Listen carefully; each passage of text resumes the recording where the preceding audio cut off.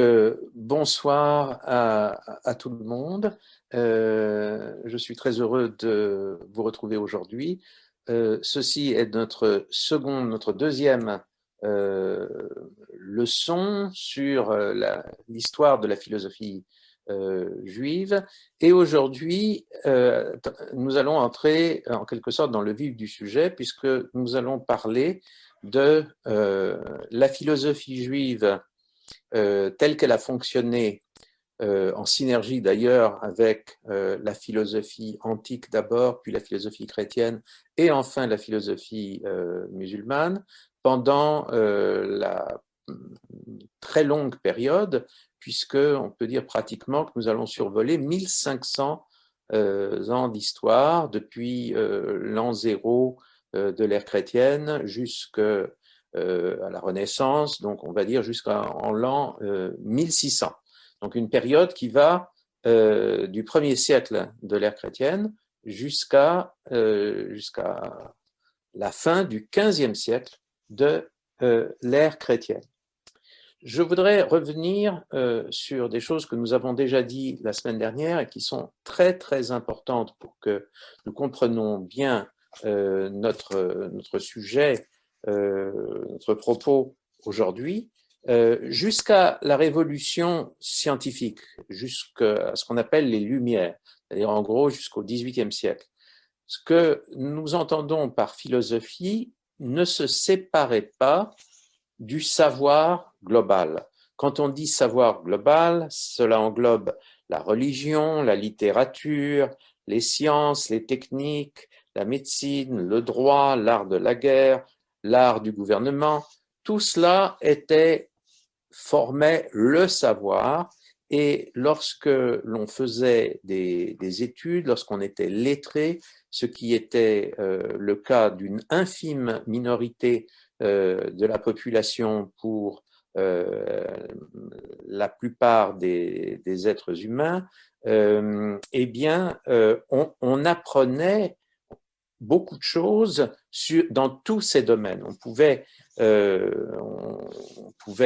être plus ou moins spécialisé dans un domaine, mais on avait quand même des connaissances générales sur l'ensemble de ces domaines. Et ce que nous entendons aujourd'hui par philosophie, on pourrait dire que c'était la partie du savoir global qui permettait de mettre en perspective les autres savoirs. Cela pouvait recouvrir des discussions de type métaphysique, c'est-à-dire finalement quelle est la nature ultime des choses, ou bien encore cela pouvait recouvrir la logique, qu'est-ce que c'est que réfléchir, qu'est-ce que c'est que penser, qu'est-ce que c'est que manier des concepts, mais la philosophie en tant que telle n'était qu'une partie d'un grand tout. Et c'est tellement vrai, comme vous le savez, que le terme de philosophie reste pratiquement interchangeable avec celui de savoir en général, pratiquement jusqu'à notre époque. Il y a encore, quand vous regardez les titres des grands ouvrages divers qui ont marqué les universités au XIXe siècle, voire même au début du XXe siècle, eh bien, on vous parlera par exemple, de philosophie naturelle pour parler ce que nous appelons aujourd'hui les sciences naturelles. On parlera de philosophie pour philosophie de la politique, philosophie du gouvernement. Le terme de philosophie est interchangeable avec le terme du savoir global. Ce savoir global lui-même, dans ce qu'on pourrait appeler une grande région qui va de l'Atlantique jusque, en gros, l'Himalaya, une région qui a englobé successivement et en s'élargissant sans cesse la Mésopotamie, puis l'Égypte avec également la Crète et la Phénicie qui se sont développées au même moment que l'Égypte, le monde hellénique, la Perse, Rome. Ces différentes régions du monde ont développé des savoirs globaux et souvent ont transmis ces savoirs globaux aux différentes étapes d'une globalisation du monde. Je veux dire par là que le savoir de l'ancienne Mésopotamie, en partie, passe dans le savoir du monde perse, puis du monde hellénistique, qui lui-même passe dans le savoir du monde romain. Il y a également des apports de cette époque, plus ou moins importants, qui viennent de l'Inde, voire même de la Chine. Le savoir global juif est un savoir global important. Nous allons y revenir, mais je reviens sur cette idée essentielle, c'est que les Juifs ont une civilisation très affirmée, ils ont une littérature très importante qu'ils préservent soigneusement. Ils ont donc une culture qui leur est propre, et autour de cette culture, pour soutenir cette culture, ils ont également acquis beaucoup de savoirs d'un autre ordre qu'ils ont emprunté aux autres civilisations souvent plus globales, plus vastes, plus grandes, au milieu desquelles ils ont vécu. La civilisation juive s'intègre dans le savoir global de l'Antiquité avec tout de même la remarque suivante: elle accepte très largement ce que nous avons qualifié dans la leçon précédente de technosphère, c'est-à-dire tout ce qui relève en quelque sorte de la vie pratique et matérielle. Et en revanche, elle est beaucoup plus prudente et souvent elle rejette ou revise ce qui peut lui venir de la noosphère, c'est-à-dire des idées, des concepts, des notions morales, des valeurs, comme on dit aujourd'hui, qui viennent des différentes sociétés ou civilisations au milieu desquelles le monde juif vit et se développe. Et ceci nous amène à une problématique très particulière que le monde juif formule très tôt. En fait, il la formule probablement à la charnière du IVe et du IIIe siècle avant l'ère chrétienne. Et ce problème, c'est, étant donné que le monde juif gravite autour de la Torah, c'est-à-dire d'une doctrine essentiellement religieuse qui lui est propre, comment le monde juif va-t-il fonctionner par rapport à la sagesse des autres nations, et en particulier par rapport à la sagesse, au savoir global du monde hellénistique qui, à partir des conquêtes d'Alexandre le Grand, le monde hellénistique finit par englober l'ensemble des cultures et l'ensemble des savoirs du Proche-Orient antique. Comment séparer, si vous préférez, la technosphère grecque, c'est-à-dire l'ensemble des savoirs d'ordre matériel du monde grec, de la noosphère grecque? Comment fait-on pour séparer les mathématiques grecques, par exemple, de l'Iliade, de l'Odyssée, d'Hésiode, c'est-à-dire d'une conception du monde qui va à l'encontre même du monothéisme qui est au cœur du judaïsme. Et pour aller un peu plus loin, il y a une question que les Juifs, quand je dis les Juifs, c'est les Juifs en général et les élites juives en particulier.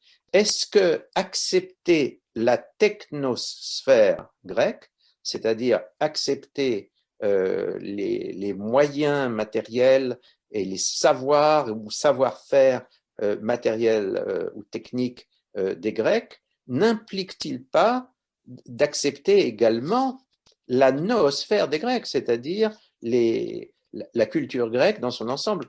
Est-ce qu'on peut vraiment séparer les deux formes de culture grecque?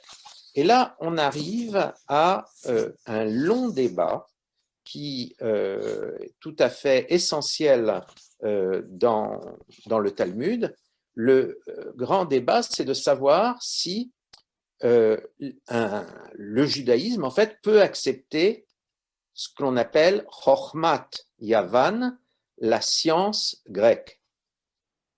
Chochmat veut dire sagesse, Chochma veut dire sagesse, mais là, c'est pris au sens de culture générale, d'un ensemble de savoirs qui est propre à Yavan. Yavan, c'est Lyon, l'Ionie, c'est-à-dire la Grèce dans son nom hébreu ancien.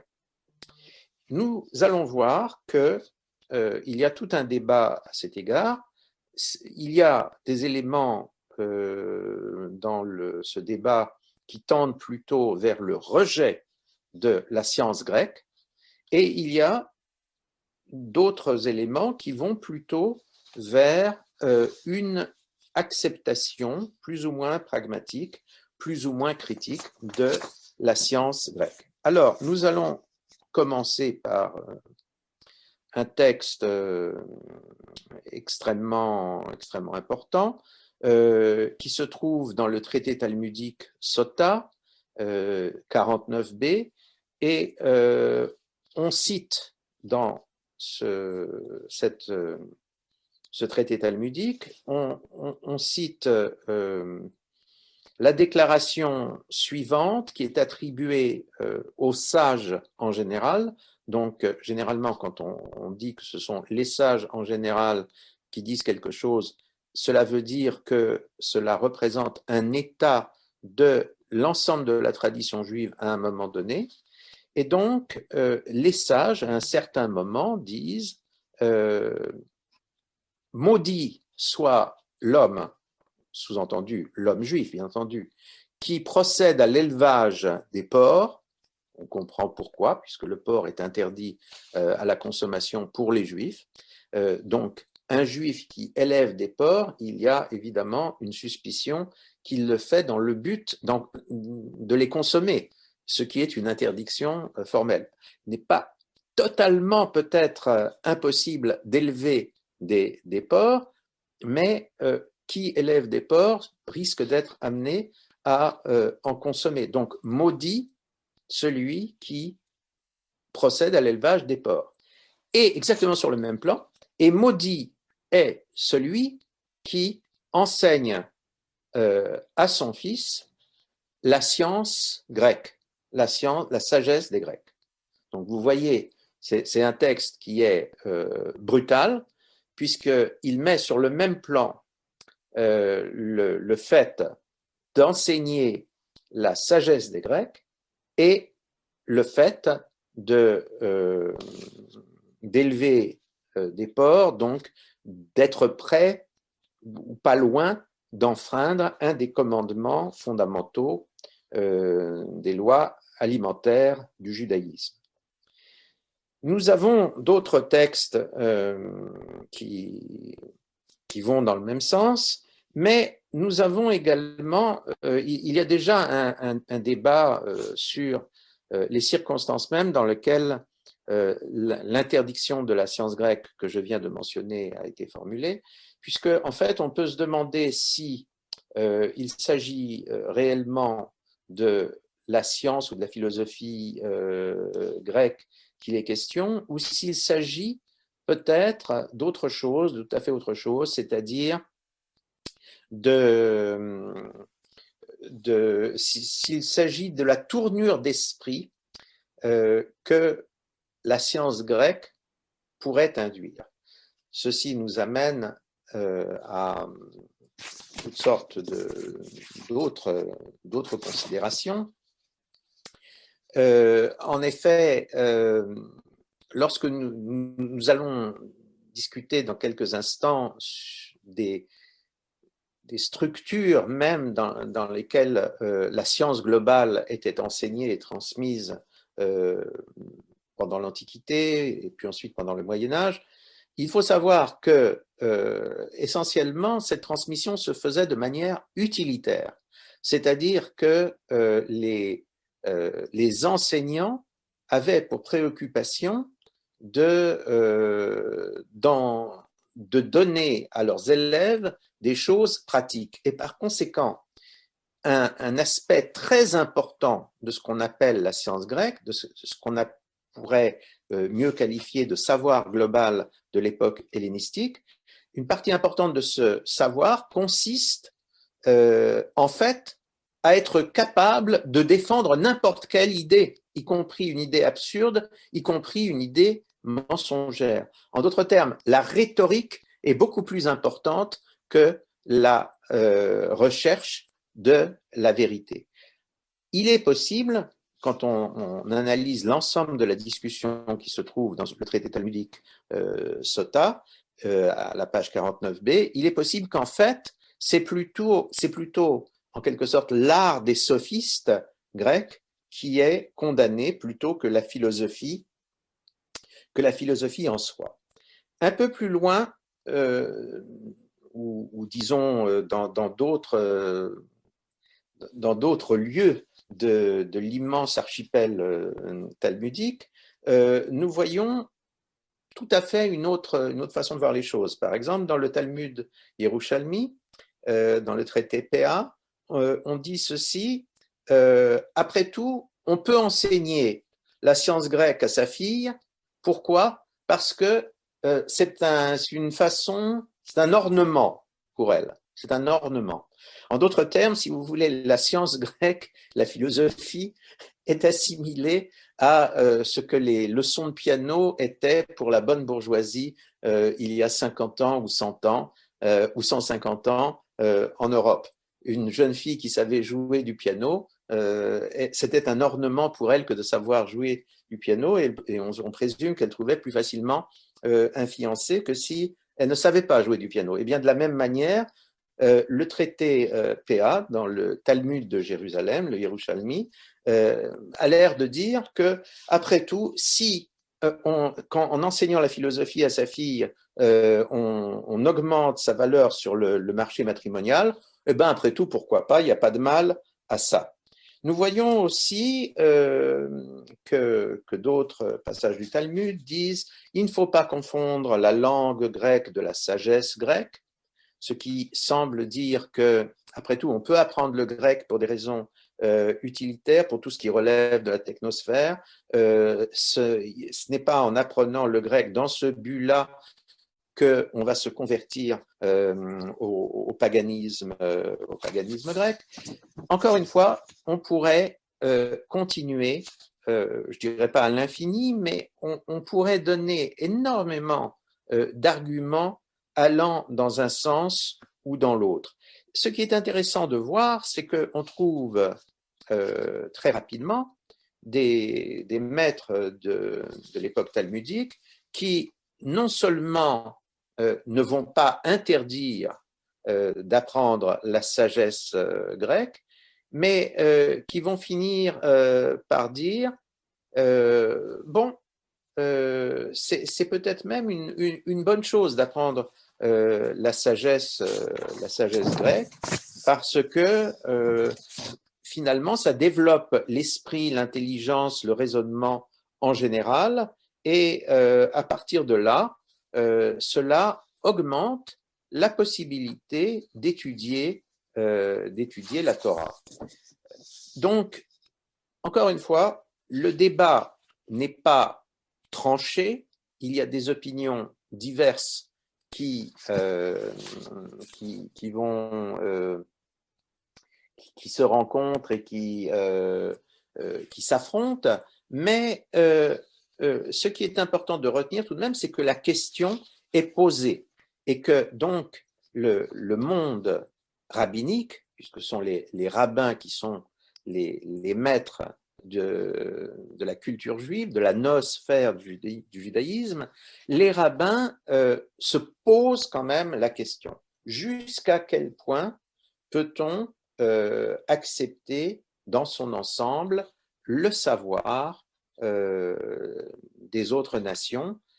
Est-ce qu'il faut être sur ses gardes, ou bien est-ce que l'on peut considérer que essentiellement le savoir est un, et que finalement apprendre quelque chose des Grecs, ce n'est pas ontologiquement, essentiellement différent d'apprendre quelque chose par le biais des maîtres de la Torah. Il faudrait, lorsque, encore une fois, nous parlons du savoir global grec, de la science des Grecs, de la sagesse de Yavan, il faudrait quand même que nous comprenions bien de quoi il s'agit. En gros, les philosophes grecs, tels que nous les étudions aujourd'hui en classe de philosophie, ou bien ensuite, éventuellement pour ceux que ça intéresse, à la faculté, dans les cours consacrés à la philosophie antique, ces philosophes grecs, là, on peut dire pratiquement qu'ils existent très peu dans le savoir grec antique. J'ai eu l'occasion de dire la semaine dernière cette chose extrêmement importante. Il faut savoir que les savoirs sont fragiles et précaires, qu'ils sont sans cesse menacés, qu'ils sont sans cesse détruits en partie ou pour la plus grande part ou totalement. La proportion des savoirs qui ont pu être transmis de génération en génération est extrêmement petite par rapport à la proportion des savoirs qui auront été perdus. Donc, en fait, lorsque les Juifs de l'Antiquité, par exemple, se posent la question des connaissances de la civilisation hellénistique, puis de la civilisation romaine, est-ce qu'on peut les apprendre, ne pas les apprendre? La question n'est pas de savoir si on peut étudier les dialogues de Platon de la façon dont on étudie aujourd'hui les dialogues de Platon à la Sorbonne. C'est vraiment pas ça le problème. La question est de savoir si on peut en fait absorber des connaissances qui sont assez vulgarisées ou des espèces de synthèses entre des doctrines en fait extrêmement différentes n'ont pas remplacé les doctrines originelles elles-mêmes. Aujourd'hui, nous disposons, dans la plupart des pays développés, nous disposons de systèmes scolaires extrêmement développés, nous disposons d'universités. Il n'y avait rien de tout cela dans l'Antiquité, et on peut dire pratiquement que pendant la plus grande partie de la période qui nous concerne, à nouveau, rien de ce que nous connaissons aujourd'hui comme un système scolaire organisé n'existait vraiment. Il faut se représenter les écoles qui transmettaient le savoir global ou les savoirs globaux de l'Antiquité comme des entreprises en transmission de savoir.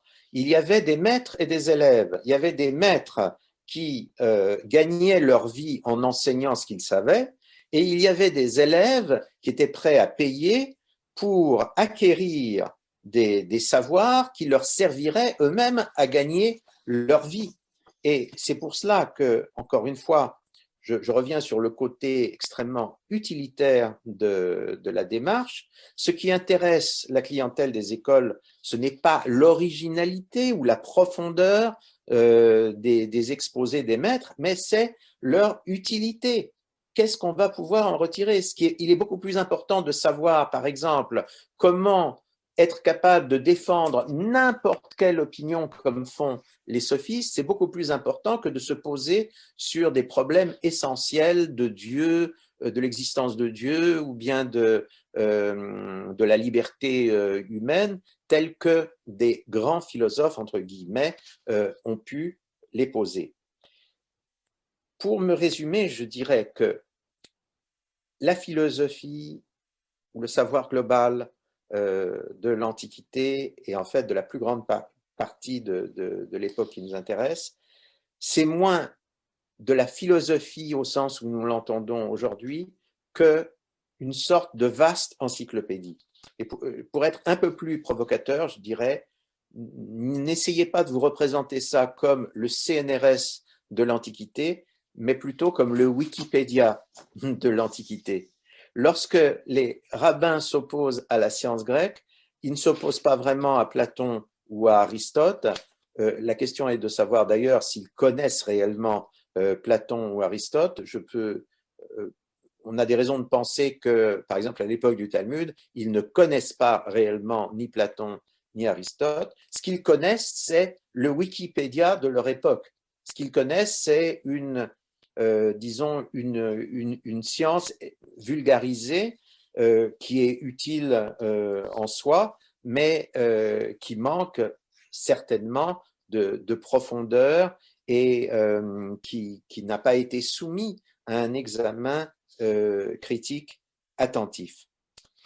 L'ensemble de ces écoles, de ces savoirs, de ces méthodes de transmission des savoirs, l'ensemble des débats qu'il peut y avoir à propos de ces savoirs, on pourrait les qualifier de manière globale de scolastiques.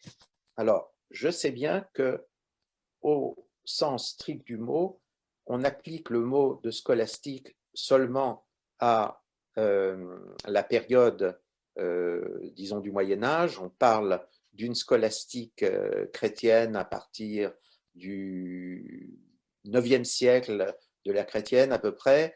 On parle d'une scolastique musulmane à peu près à partir de la même époque. Il y a une scolastique juive qui se développe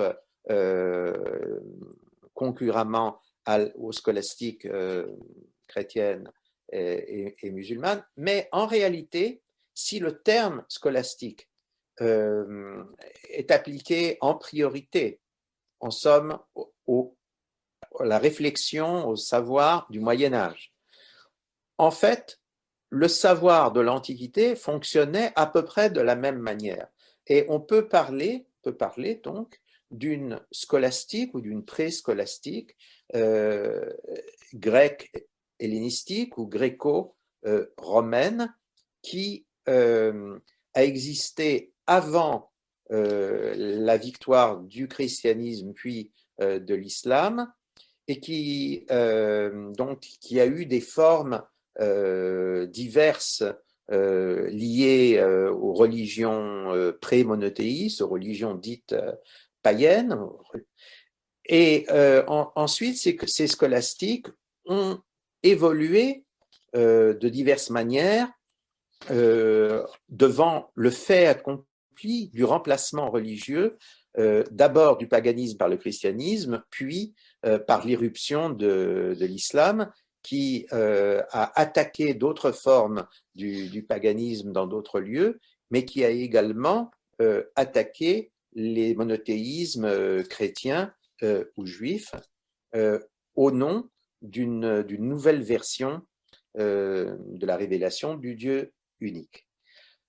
La scolastique de l'Antiquité, la scolastique grecque ou hellénistique et la scolastique gréco-romaine, l'ensemble des savoirs qui sont transmis par ces écoles que nous avons qualifiées, que nous avons définies il y a un instant comme des entreprises en transmission de savoir à finalité essentiellement utilitaire.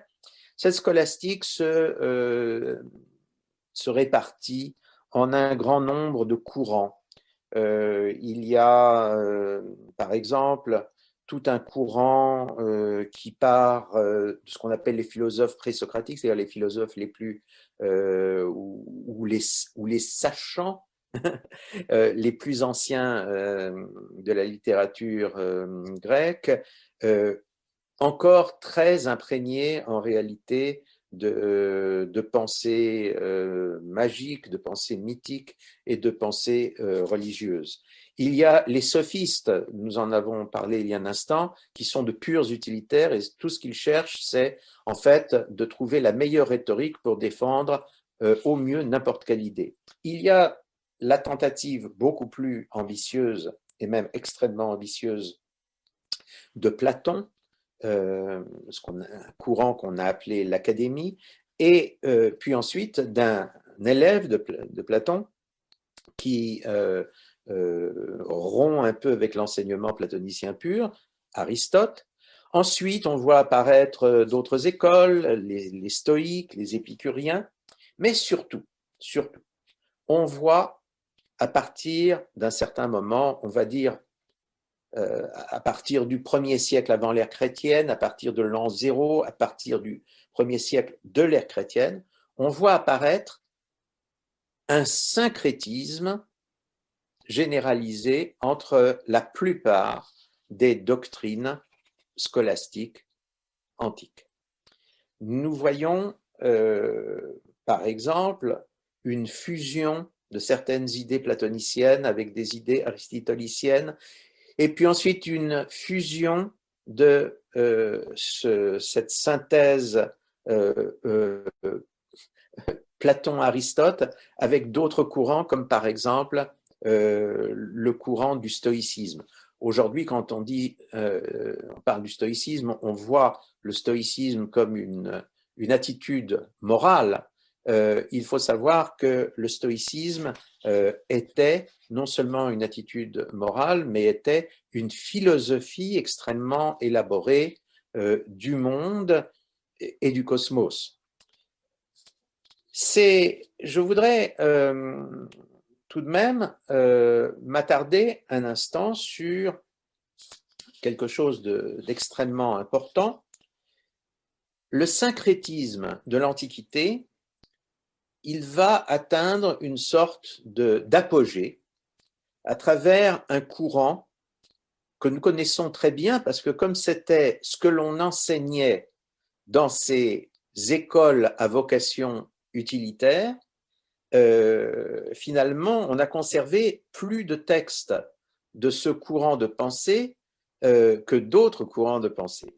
Et cette synthèse, ce syncrétisme extrêmement élaboré, on le qualifie généralement de néoplatonisme. Pourquoi? Parce qu'il reprend certaines idées de Platon, il attribue d'autres idées à Platon, et il propose une sorte de synthèse qui peut s'adapter pratiquement à tous les besoins idéologiques de la société romaine. Et ce néoplatonisme va être de facto la doctrine intellectuelle dominante au début de l'ère chrétienne, avant la christianisation de l'Empire romain. Et quand va se produire justement la christianisation de l'Empire romain, qui est effective au IVe siècle de l'ère chrétienne, eh bien, en fait, une grande partie des idées néoplatoniciennes, de cette synthèse extrêmement élaborée de toutes sortes de pas seulement théories à caractère magique, des idées à caractère plus ou moins mythologique ou religieux que l'on trouve dans cette synthèse. L'ensemble de cette vision du monde va être reprise en fait par les théologiens chrétiens, qu'ils s'en rendent compte ou pas, puis plus tard par les théologiens musulmans et aussi, dans une assez large mesure, par les théologiens du judaïsme quand ceux-ci vont apparaître. Je voudrais à cet égard parler d'ores et déjà d'un philosophe juif, tellement juif qu'il est connu sous le nom de Philon le Juif, qui vit premier siècle, enfin il vit en gros à l'an zéro de l'ère chrétienne. On pense qu'il est né 20 ans avant le début de l'ère chrétienne, on pense qu'il est mort 50 ans ou 55 ans après le début de l'ère chrétienne. Il aurait donc vécu 70 à 75 ans à cheval sur la fin de l'ère pré-chrétienne et le début de l'ère chrétienne. Philon le juif, c'est un juif grec, c'est-à-dire que c'est un juif, mais qui vit à Alexandrie, en Égypte. Alexandrie en Égypte, qui n'est pas une ville égyptienne, c'est situé en Égypte, mais c'est une ville grecque. C'est une ville qui participe intellectuellement et culturellement au monde grec. C'est une ville qui est dominée à ce moment-là par le syncrétisme dit néoplatonicien, dont je parlais il y a quelques instants.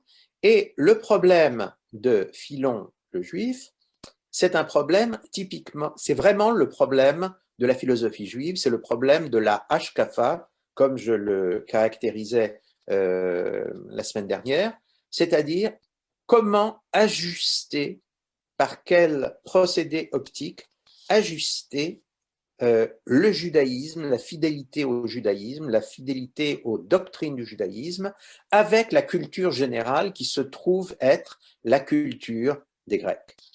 Et Philon le juif, qui est un juif qui pense, qui écrit en grec, qui pense en grec, qui réfléchit à partir des catégories intellectuelles et mentales de la philosophie de langue grecque de son temps, Philon le juif va élaborer une synthèse de judaïsme et d'hellénisme ou de post-hellénisme extrêmement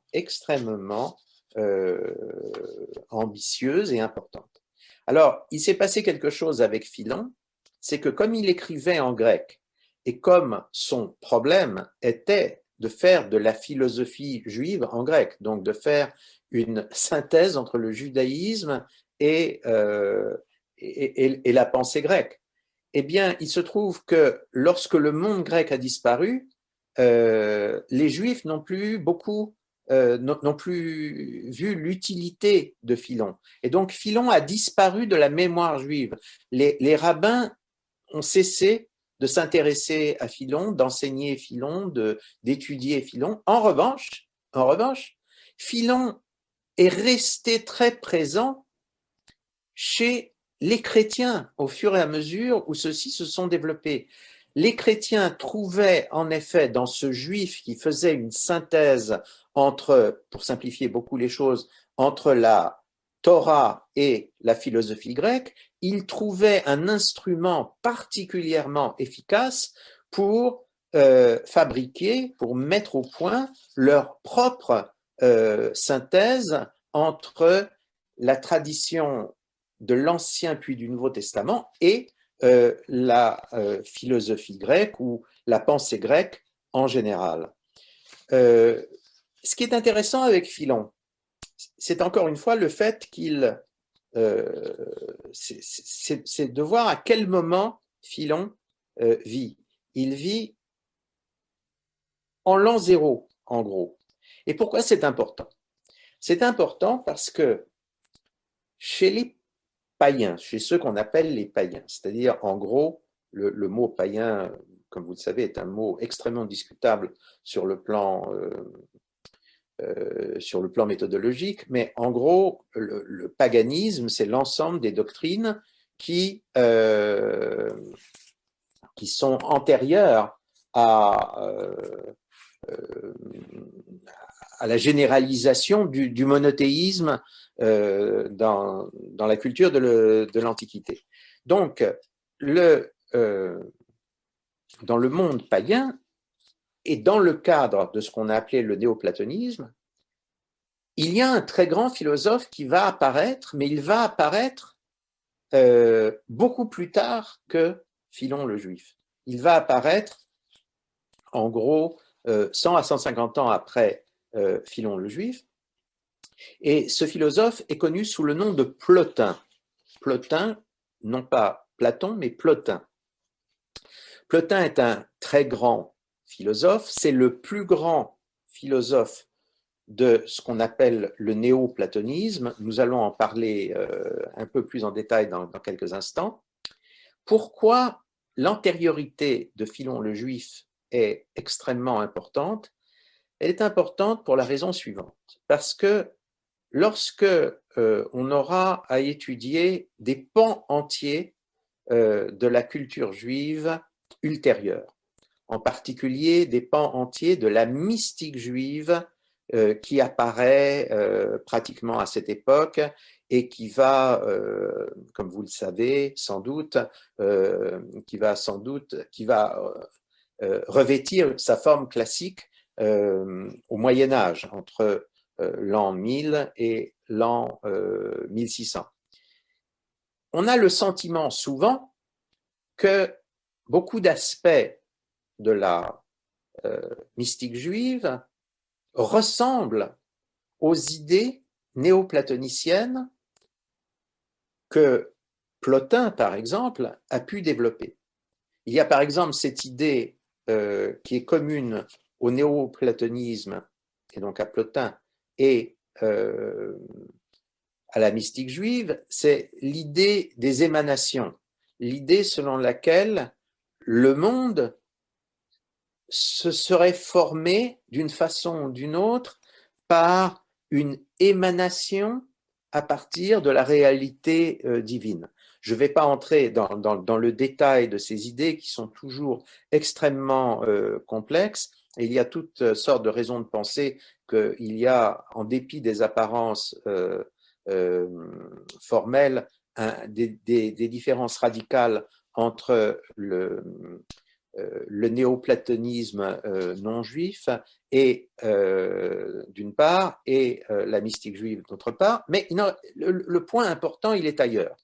Il est que en admettant qu'il y ait eu un lien, que la mystique juive ait été influencée par la synthèse néoplatonicienne, il est quand même important de noter qu'elle n'a pas pu être influencée par Plotin, c'est-à-dire par le courant, on va dire, païen du néoplatonisme.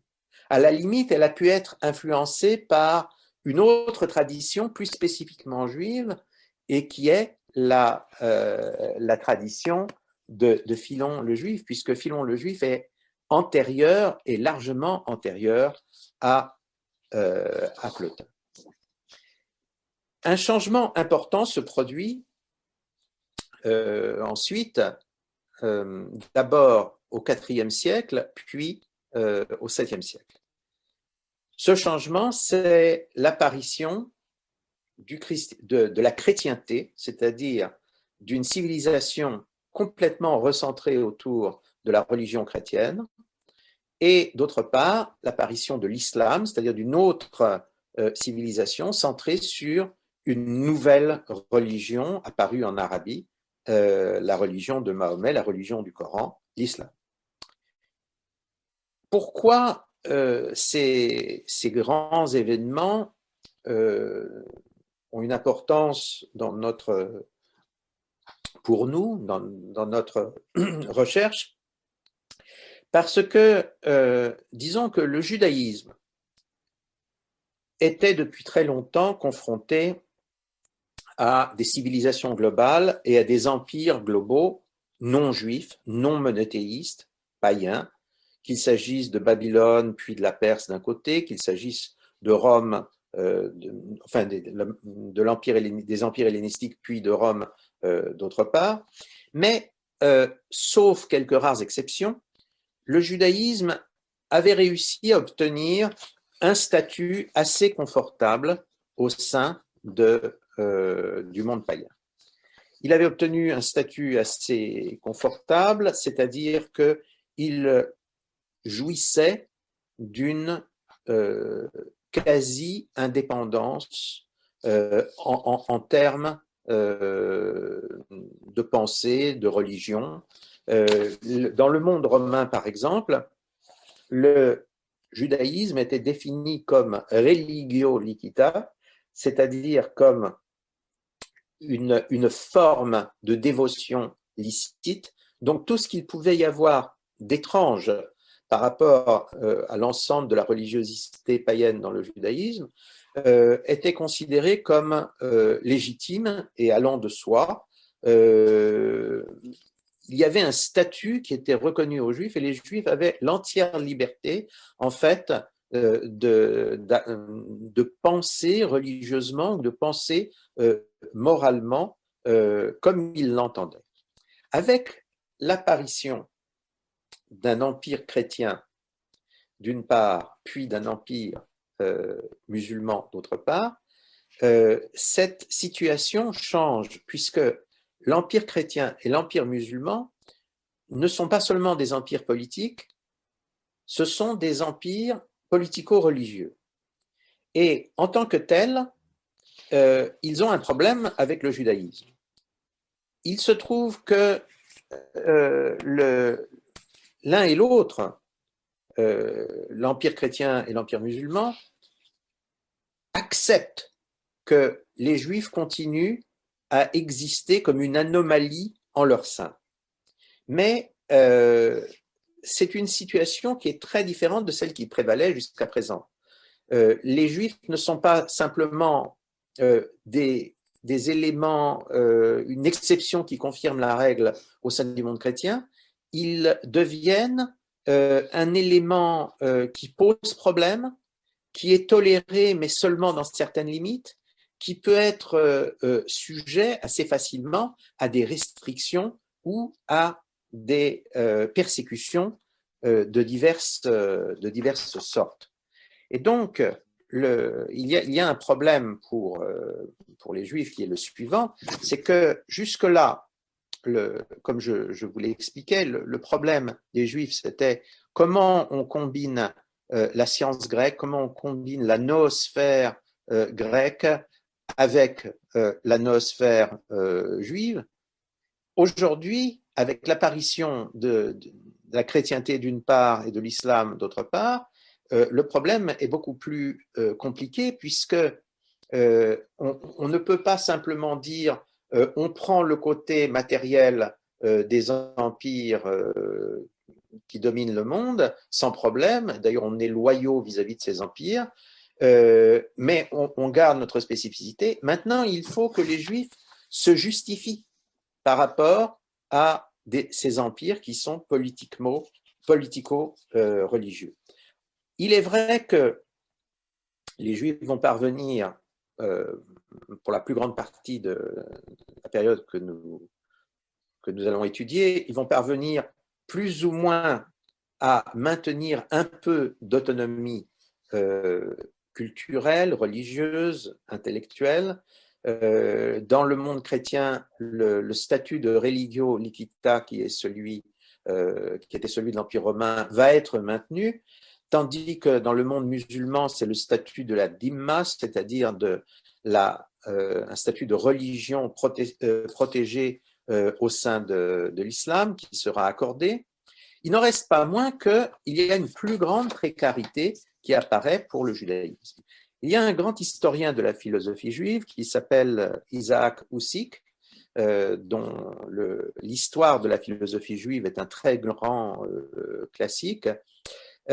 Isaac Husik répète au début de son histoire de philosophie juive que les scolastiques juifs, comme les scolastiques chrétiens et musulmans, avaient comme problème fondamental de concilier la révélation et la raison, la théologie et la philosophie, les écritures saintes et une réflexion humaine indépendante. En quelque sorte, c'était une sorte d'équation à deux inconnus.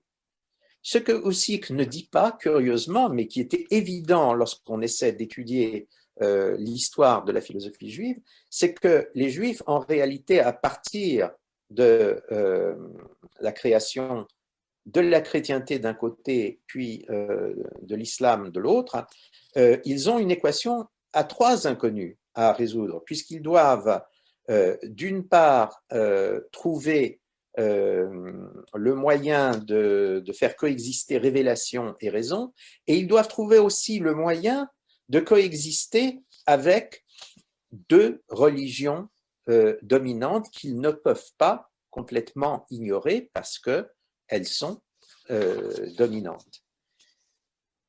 Et il se trouve que dans le cas même où les Juifs de cette époque ne sont pas forcés de se convertir, en théorie, ni le christianisme, en théorie, ni le christianisme, ni l'islam ne forcent les Juifs à se convertir. Un Juif peut continuer à rester juif dans un monde chrétien, il peut continuer à rester juif dans le monde musulman. Comment ça s'applique? Ça se discute, parfois bien, parfois mal, mais en théorie, il peut le faire. Mais même lorsque les Juifs ne sont pas forcés de se convertir, ils sont tentés de se convertir parce que ça devient de plus en plus compliqué d'être juif. Être juif, c'était déjà assez compliqué de combiner la fidélité à la Torah et le fait d'être intégré à un monde païen, c'était déjà assez compliqué en soi, et le Talmud s'en est fait l'écho, mais ça devient beaucoup plus compliqué encore quand non seulement il faut combiner le judaïsme et une civilisation qui ignore Dieu, qui ignore la révélation, mais aussi il faut trouver le moyen de coexister avec une religion qui souvent d'ailleurs se réclame, qui toujours se réclame du judaïsme, qui a des manières différentes de s'en réclamer et qui va donc intenter sans arrêt un procès aux Juifs. Comment ça se fait que vous n'êtes pas devenu chrétien? Comment ça se fait que vous n'êtes pas devenu musulman? Donc nous avons une situation qui est très, très complexe. Sur le plan très, très matériel, nous avions décrit les écoles scolastiques de l'Antiquité comme des entreprises en transmission de savoir. Pendant toute la période du long Moyen-Âge, chrétien ou musulman, on peut dire que ce système se maintient, sauf que il s'intègre également à des structures religieuses, j'oserais dire totalisantes, peut-être pas totalitaires, mais totalisantes, qui prétendent régir l'ensemble de la société, ce qui n'était pas tout à fait le cas à l'époque païenne. Donc, les écoles de l'Antiquité deviennent des collèges dans le monde chrétien, ils deviennent des écoles ou des madrasas dans le monde musulman, et dans le monde juif, on voit apparaître, ces écoles persistent, elles aussi, sous le nom de yeshivot. De manière concrète, alors que dans le monde chrétien et dans le monde musulman, les écoles vont enseigner à la fois ce qui relève de la technosphère et ce qui relève de la noosphère. Les Juifs, eux, dans leur yeshivot, ne vont enseigner que la noosphère du judaïsme. Et le plus souvent, ils vont essayer d'avoir accès à la technosphère globale en fréquentant pour ces activités les collèges des uns et des autres, les collèges chrétiens dans la plus grande partie de l'Europe, les collèges ou écoles ou maisons de sagesse dans les pays de l'islam. Jusqu'à la fin du XVIIIe siècle, nous aurons une situation de ce type où la religion est consubstantiel pratiquement au savoir. On peut dire que c'est seulement à la toute fin du XVIIIe siècle que les premières formes d'enseignement laïque ou laïcisé apparaissent. Les courants et les écoles philosophiques des trois religions sont inséparables des débats proprement religieux qui se déroulent au sein de ces diverses religions. Au sein de l'islam, par exemple, il y a toutes sortes de débats entre les diverses manières de comprendre et d'interpréter l'islam. La même chose existe dans le monde chrétien, avec, comme vous savez, des schismes, des coupures extrêmement radicales entre divers courants du christianisme. Il y aura également des divisions de ce type au sein du monde juif. Mais ce qui est important, c'est qu'à chaque fois que nous allons aborder un philosophe du judaïsme, il faut savoir que ce philosophe du judaïsme, en réalité, est incompréhensible si on ne voit pas comment et de quelle manière il s'insère dans les débats proprement religieux du monde juif. On ne peut pas comprendre Maïmonide, par exemple, si l'on oublie que Maïmonide était philosophe, mais était aussi médecin, il était rabbin. On ne peut pas comprendre Maïmonide. On ne peut pas comprendre Maïmonide si l'on n'étudie pas les relations très étroites qu'il a pu avoir avec le milieu rabbinique de Provence, ou si l'on néglige les débats qu'il y a eu sur son œuvre en France et en Espagne lors des générations qui ont suivi.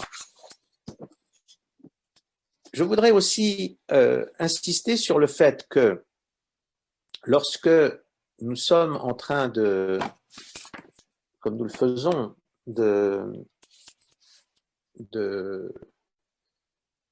parler de philosophie chrétienne, de philosophie musulmane, de philosophie juive, de scolastique chrétienne, musulmane et juive, quand nous comparons en quelque sorte les collèges chrétiens, les madrasas musulmanes et les yeshivot des juifs, ce qu'il faudrait quand même se rappeler, c'est que la part des juifs dans la vie culturelle et intellectuelle du monde de la chrétienté et du monde de l'islam, ces deux univers dans lesquels les juifs vivent à cette époque, cette part est absolument impressionnante. Les juifs représentent dans l'Occident et l'Orient de ce temps, en gros, entre 1 et 5% de la population. Parfois un peu moins de 1% et pratiquement jamais plus de 5%. De 1 à 5%. Les Juifs n'ont, ni dans la chrétienté, ni dans l'islam, de pouvoir politique.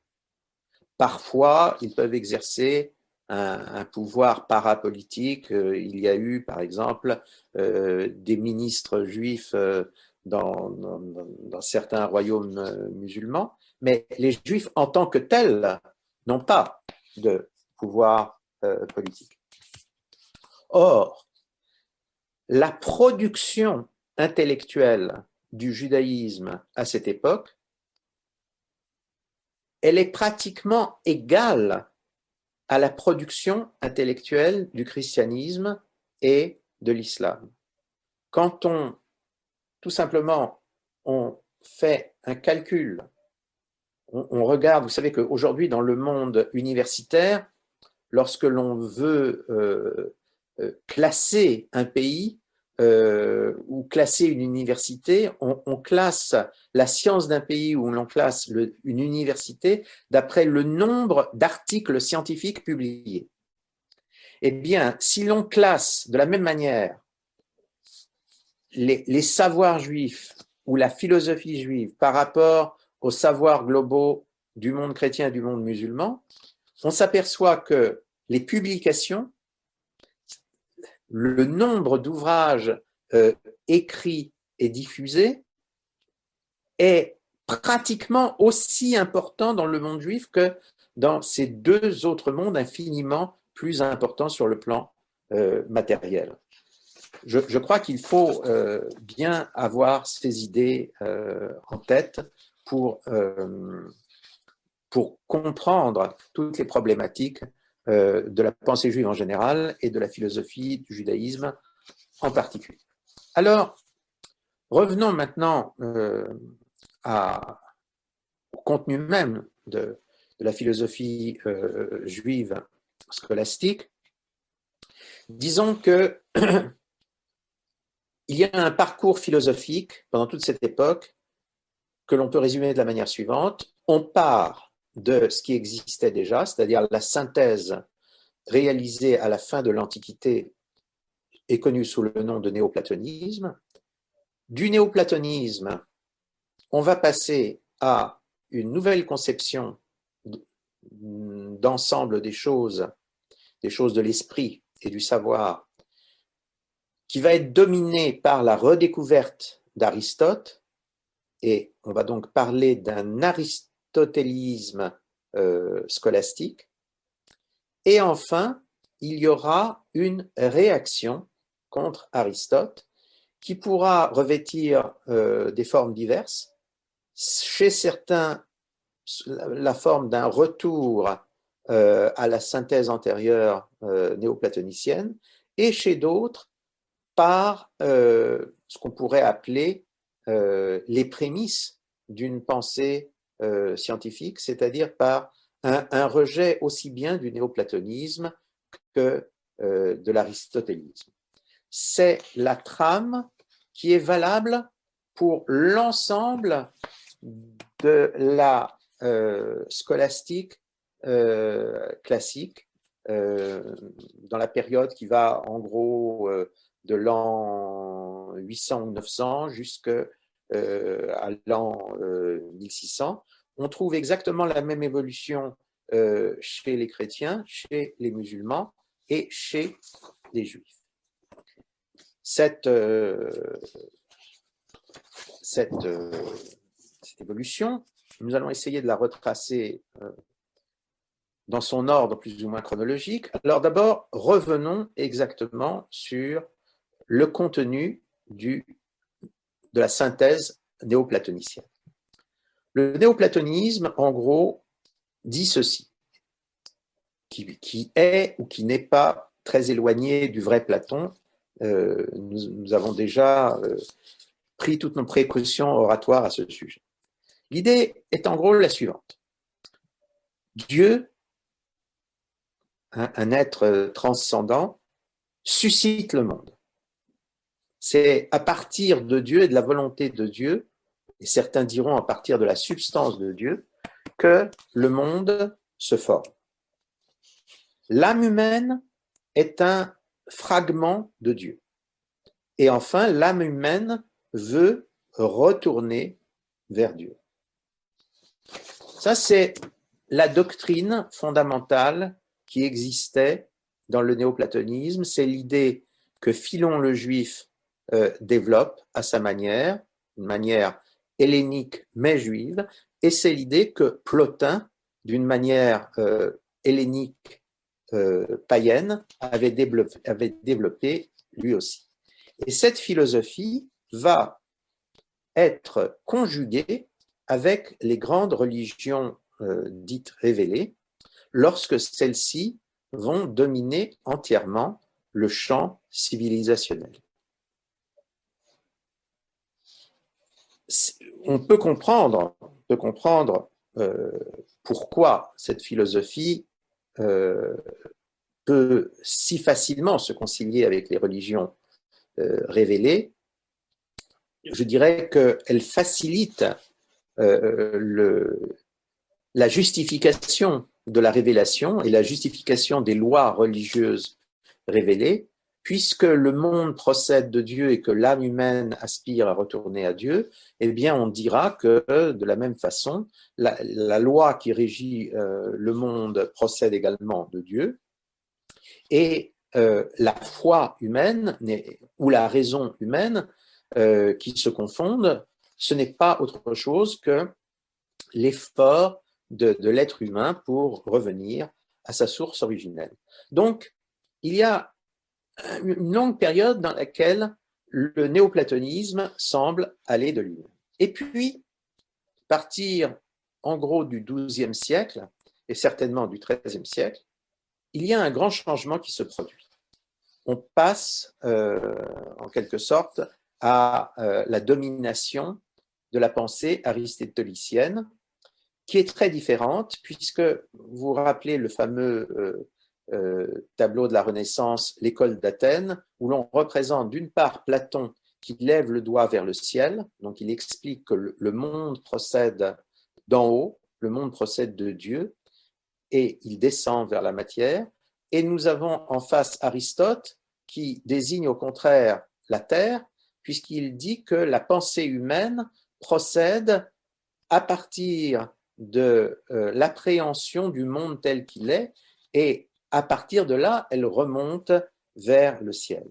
Disons que la pensée aristotélicienne, tout d'abord, en soi, n'était pas vraiment connue. Elle n'était connue que par des ouvrages qui étaient des ouvrages de vulgarisation, qui étaient des ouvrages souvent extrêmement écrits de manière hâtive, faisant beaucoup de contresens par rapport à ce que le texte aristotélicien pouvait avoir dit par ailleurs.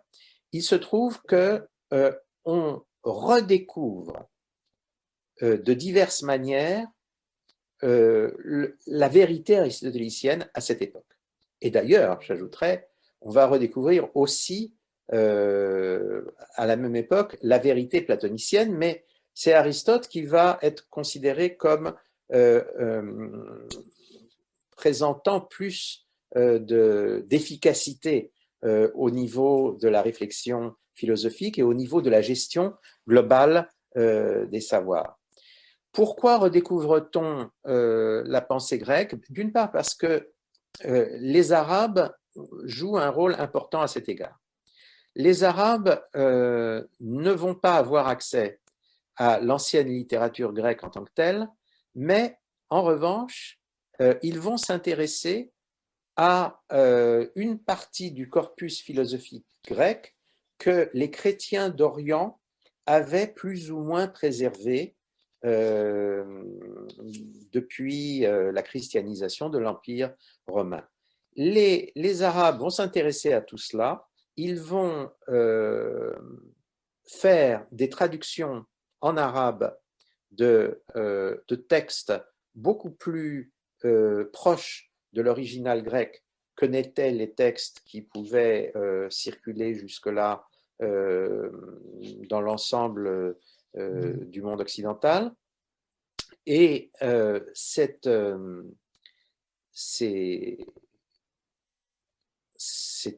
redécouverte des textes va être extraordinairement stimulante. On va s'apercevoir qu'il y a beaucoup plus de profondeur, beaucoup plus d'audace aussi dans la vraie pensée grecque qu'on a pu le croire à travers la synthèse ou le syncrétisme néo-platonicien. Il faudrait ajouter que si la valeur, en quelque sorte, heuristique d'Aristote apparaît à cette époque comme très supérieure à celle du néoplatonisme, Platon en tant que tel ne sera réellement redécouvert que beaucoup plus tard, au moment de la Renaissance. Il faut dire que l'aristotélisme a un autre avantage, c'est que il donne le sentiment d'une plus grande adéquation avec la réalité géopolitique et du monde musulman et du monde chrétien à partir du XIIe siècle. La période 12e, 13e siècle est une période, et le 14e siècle qui n'en est que la suite, c'est en effet une période de bouleversement maximum dans cette région du monde. Il y a un certain nombre de choses qui se produisent en même temps. Un réchauffement climatique, des pandémies, la peste noire, des catastrophes géopolitiques, comme par exemple les conquêtes mongoles. Tout ceci crée un sentiment de cataclysme, aussi bien dans le monde chrétien que dans le monde musulman. Et on a le sentiment que les réponses qui étaient apportées jusque-là par la pensée, en quelque sorte officielle, dans sa matrice néoplatonicienne, ces réponses ne sont plus valables. Et on va se tourner vers d'autres réponses et on va les trouver, en gros, dans un nouveau type de pensée, un type de pensée dérivé d'Aristote. Et cette nouvelle pensée va totalement dominer le monde, enfin l'Occident du monde, c'est-à-dire le monde chrétien et le monde musulman. Je dis Occident du monde par rapport à l'Orient du monde que seraient l'Inde et la Chine. Va totalement les dominer. Je voudrais citer quand même quelques figures de la pensée juive. Tout d'abord, rendons hommage à un certain nombre de penseurs marqués plutôt par le néoplatonisme, qu'il s'agisse par exemple du premier philosophe juif d'envergure, qui est Saadia Gaon. C'est un juif arabe, un juif né en Égypte, mais qui en fait vivra et élaborera son œuvre en Irak, dans un Irak qui est le centre du monde musulman entre le 9e et le 10e siècle. Saadia Gaon est un rabbin avant tout, c'est un écrivain, traducteur d'une partie de la Bible en arabe, c'est un philosophe, c'est un défenseur de l'orthodoxie juive contre un courant hérétique au sein du judaïsme qu'on appelle le karaïsme, et c'est un mystique qui écrira un commentaire sur le Sefer Yetzira, un des premiers grands textes connus de la mystique juive. Parmi les néoplatoniciens, on pourrait mentionner Yitzhak Israéli, qui vit à peu près à la même époque. Tout ça sont des philosophes qui vivent plutôt dans la sphère de la culture musulmane. Eben Gvirol, qui est un très grand philosophe néoplatonicien, mais aussi un grand poète religieux juif, dont l'œuvre philosophique, à nouveau, on a un phénomène assez amusant, son œuvre philosophique en hébreu est perdue,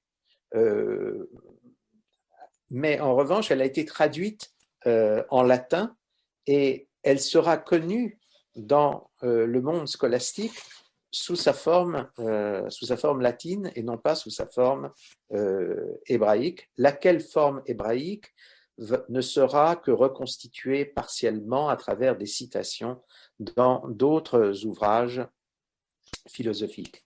Nous avons, au moment où le néoplatonisme règne encore, mais où commence déjà à se sentir un peu à l'étroit au milieu de lui, il y a un philosophe tout à fait hors norme qui s'appelle Yehuda Halevi, un philosophe extrêmement original.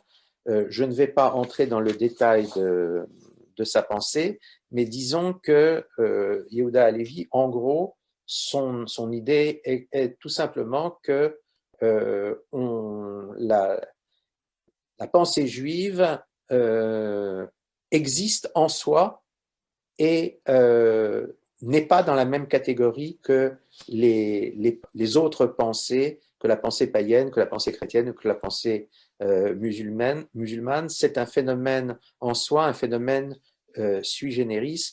On pourrait dire que Yehuda Halevi, c'est la proclamation d'une sorte d'exclusivisme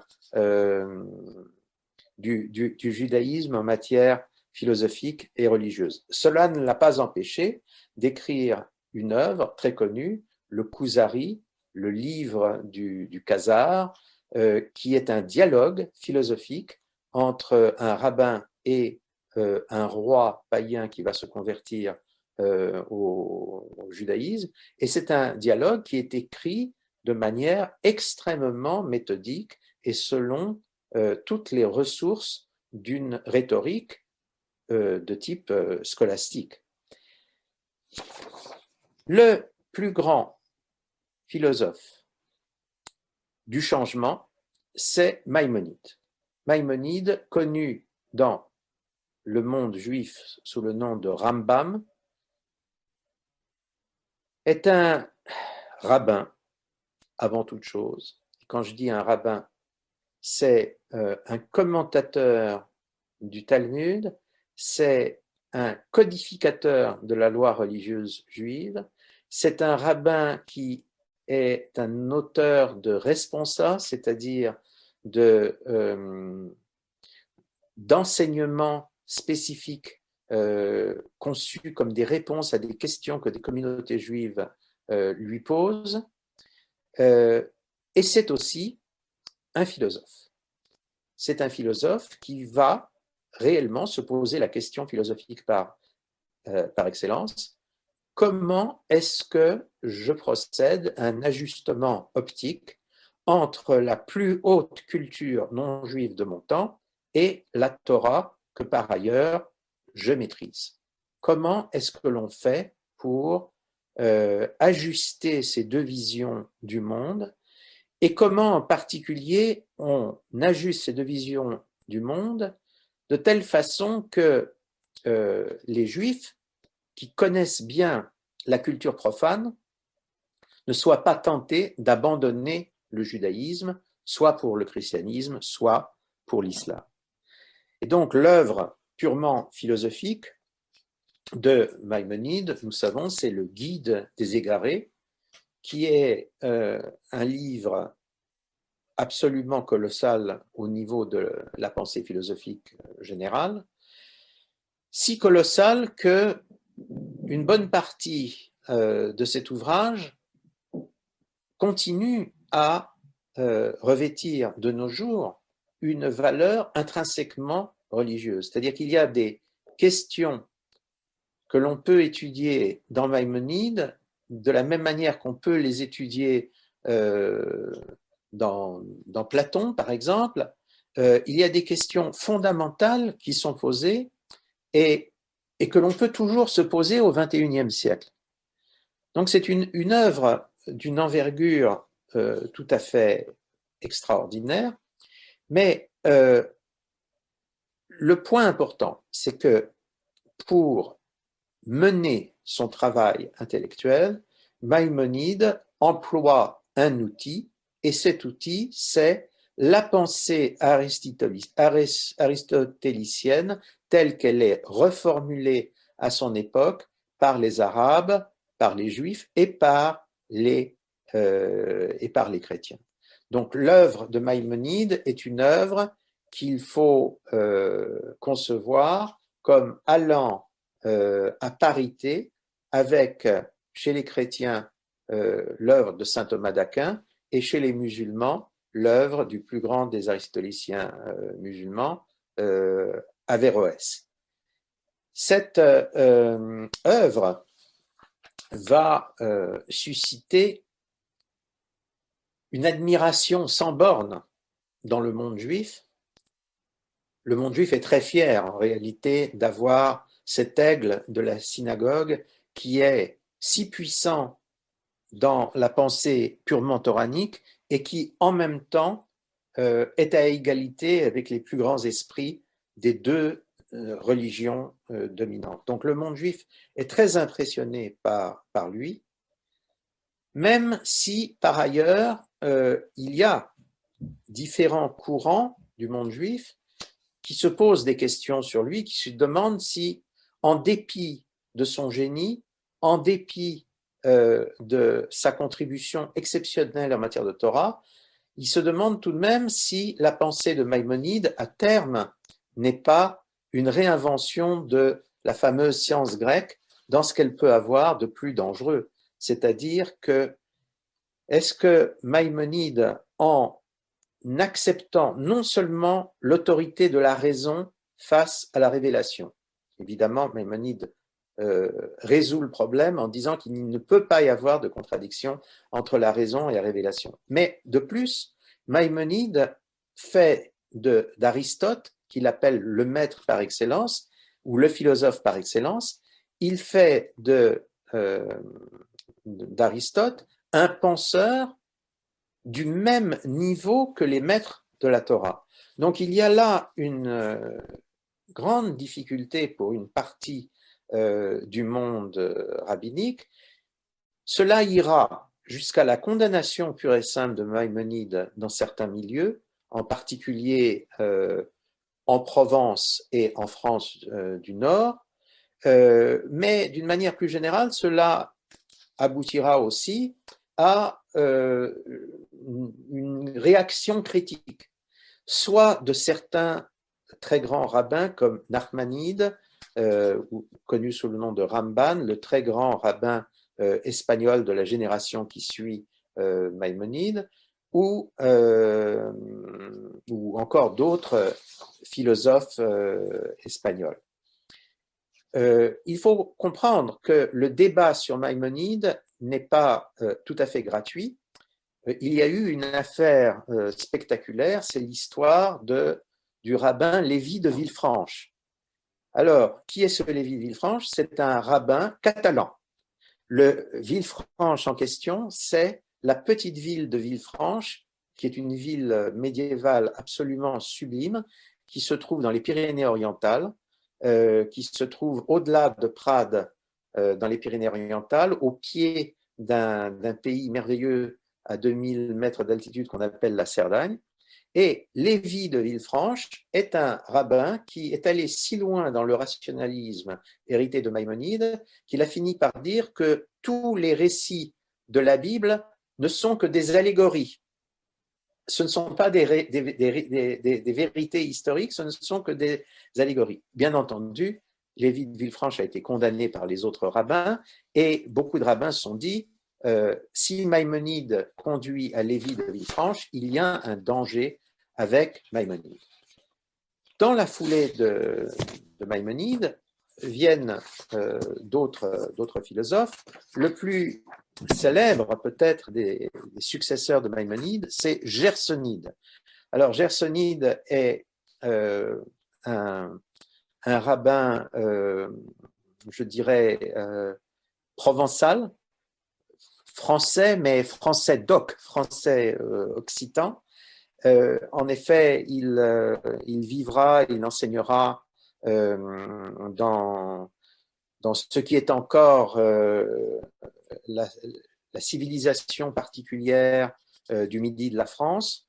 Nous sommes, je le précise, après le drame Qatar, donc il ne faut pas s'amuser à faire des comparaisons qui n'auraient pas beaucoup de signification entre la liberté que peut manifester Gersonide et la liberté que les penseurs occitans ont pu manifester à une époque antérieure. Gersonide, qui est toujours rabbin, qui est en même temps un mathématicien de très grande dimension, Gersonide va mener le rationalisme maïmonidien à sa plus totale expression, mais en restant, à la différence de Lévi de Villefranche, en restant strictement dans le cadre de la Torah et de la Halacha. De ce point de vue-là, on peut dire que c'est un ashkafiste pur, c'est-à-dire que son sa démarche est bien une démarche consistant à établir une synthèse, une adaptation optique, un ajustement optique entre le monde de la culture générale et le monde particulier du judaïsme. Il y aura, à la fin de l'histoire de la philosophie juive du Moyen-Âge, il y aura un très grand nombre de très grands philosophes pendant toute la période du XIVe et du XVe siècle. C'est une longue période où la condition des Juifs en Espagne en particulier est problématique. Elle est problématique aussi dans le reste de l'Europe. Disons que pour des raisons très complexes et très variées, le monde occidental passe par une sorte de rejet d'un judaïsme qu'il avait jusque-là plutôt bien accepté. Et donc, dans ce contexte un peu complexe, mais qui est aussi un contexte très passionnant, puisque on voit apparaître dans le même Occident beaucoup de révolutions techniques ou technologiques auxquelles les Juifs prennent part de manière très importante, et on voit apparaître les prémices de la pensée purement scientifique qui prendra forme à partir de la Renaissance.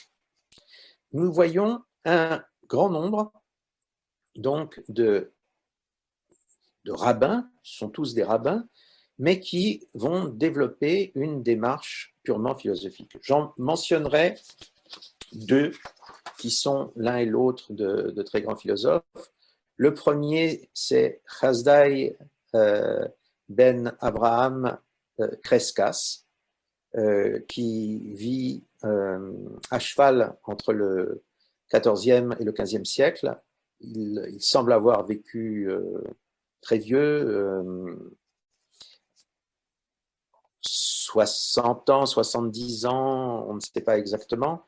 Et ensuite, il y a Yosef Albo, qui lui aussi vit vieux, et l'un et l'autre développent des œuvres philosophiques très intéressantes parce qu'elles apparaissent comme une critique rationnelle des démarches rationalistes de Maïmonide et de Gersonide. C'est très intéressant parce que ça ressemble à des problèmes philosophiques que nous connaîtrons à l'époque moderne. Est-ce que le rationalisme se suffit à lui-même? Est-ce que la raison ne commande pas de remettre en cause une manière peut-être trop simple d'exposer les choses par A plus B égale C? More geometrico, comme dira un juif philosophe, sinon un philosophe juif moderne, Baruch Spinoza. L'œuvre de Crescas et l'œuvre d'Albo méritent tout à fait notre étude et notre réflexion. Et de fait, ce que je voudrais dire en conclusion de notre leçon d'aujourd'hui, c'est que cette longue période, très complexe, qui semble à beaucoup d'égards un peu éloignée de nos préoccupations, éloignée de notre mode de pensée, cette longue période aura une très grande importance pour la suite de la pensée juive et pour la suite de la pensée en général, en particulier de la pensée occidentale. De même que la scolastique chrétienne et musulmane serviront de matrice à la pensée occidentale moderne qui apparaîtra à partir de la Renaissance et des différentes pensées musulmanes qui apparaîtront parallèlement. De la même manière, la pensée juive du Moyen-Âge, les catégories de la pensée juive du Moyen-Âge, ou bien même les percées réflexives de la pensée juive du Moyen-Âge continuent à faire partie de la pensée juive moderne. Je crois que c'est ce qui fait qu'il est intéressant d'en savoir plus, de savoir se tourner vers cette pensée, de savoir étudier cette pensée. Voilà ce que je me proposais de dire aujourd'hui sur un moment de l'histoire de la philosophie juive. Nous aborderons dans 15 jours, puisque notre prochaine réunion n'aura pas lieu la semaine prochaine, mais dans 15 jours, à la même heure, nous aborderons les philosophies juives modernes, c'est-à-dire en gros à partir de la révolution scientifique du XVIIe siècle.